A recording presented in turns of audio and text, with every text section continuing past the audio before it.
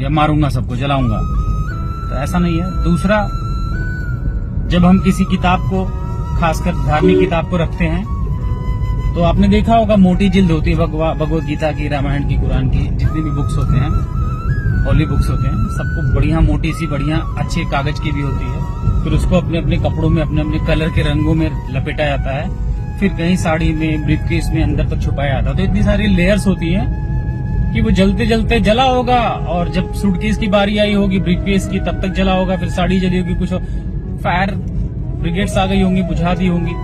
अरे यार, सीधी सा सिंपल सा लॉजिक है। सबको मार के भगवान खुश थोड़ी ना होगा।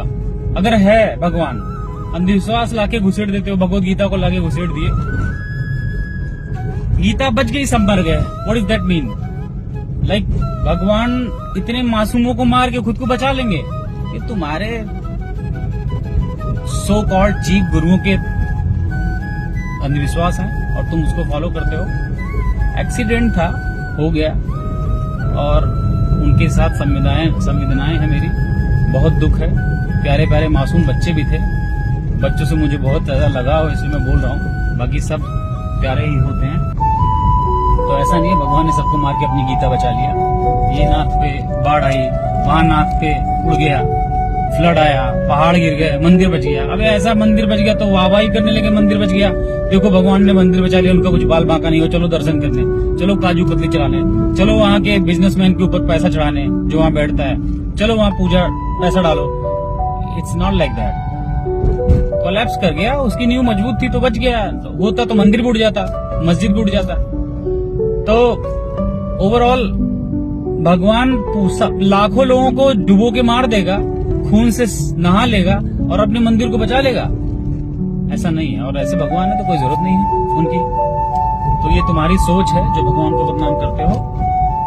और रह गई गीता की बात, या किसी भी होली बुक की बात, जिसको ज्यादा दर्द हो लाए और उसको आग में जलाए, देखो बच जाता है, 2 मिनट में खाक हो जाएगा।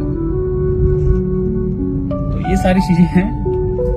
भगवान को, किसी भी धर्म को बीच में घसीटना, किसी की आस्था को चोट पहुंचाना, this is rubbish. And I would like to suggest कि किसी भी चीज में practical, theoretical, scientifically, natural, organic नजरों से देखा जाए, दैट इज गुड इनफ। और अगर आप हर जगह भगवान को घसीटोगे तो मैं तो बोलूंगा भाई कि हर जगह भगवान को लाने का कोई मतलब नहीं। आप ही भगवान हो और ये प्रकृति आपके पास ही वही भगवान है। मत घसीटो, जो करना हो खुद कर लो, भगवान ने इसीलिए भेजा है। बाकी वो आगे पीछे तुम्हारे रहता नहीं, तुम्हारे कर्मों को पैसा देने के लिए, तुम्हारे कर्मों को, बुरे कर्मों को रोकने के लिए, अच्छे कर्मों से रोकने के लिए। The way you do, the way you get.